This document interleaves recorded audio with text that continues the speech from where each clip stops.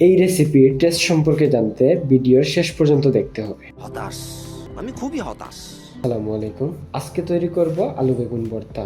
বলেন কি? এর জন্য দুটি আলু ও একটি বেগুন নিয়ে নিলাম। এগুলোকে গোল করে কেটে পানিতে ভিজিয়ে রাখবো।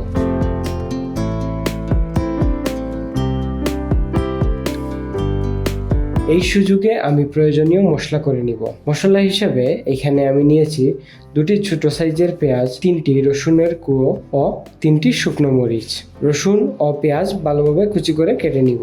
15 থেকে 20 মিনিট ভিজিয়ে রাখার পর আলু ও বেগুনকে ভালোভাবে ধুয়ে উঠিয়ে নিব এবং ভালোভাবে পানি ঝরিয়ে নিব। তারপরে প্রয়োজনীয় গুঁড়া মশলা এড করব। গুঁড়া মশলা হিসেবে হলুদ, গুঁড়ামরিচ ও ধনিয়ার গুঁড়া ব্যবহার করেছি।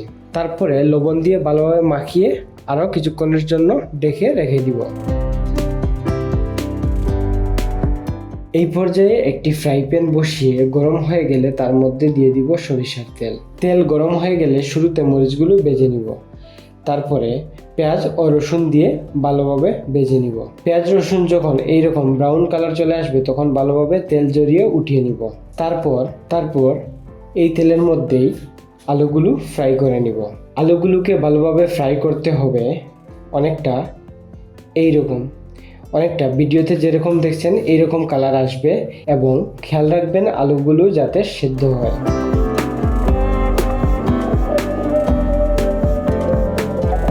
একইভাবে বেগুনগুলো ভালোভাবে ভেজে উঠিয়ে নিব।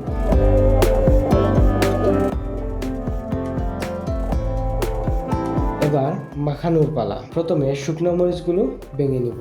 শুকনো মরিচ ভাজার সাথে সাথে বাংলে সুবিধা হয় এবং ভালোভাবে মাখানো যায়।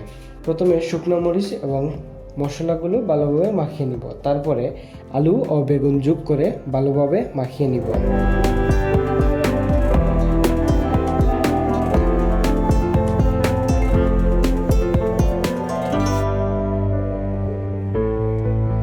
কালারটা অনেক সুন্দর আসছে এবং দেখতে খুবই লোভনীয় মনে হচ্ছে।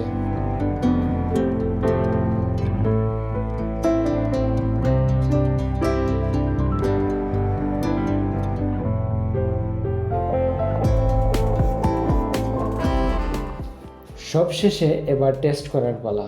ভর্তার সাথে কাঁচামরিচ খুবই মানানসই, তাই সাথে 2টি কাঁচামরিচ নিলাম।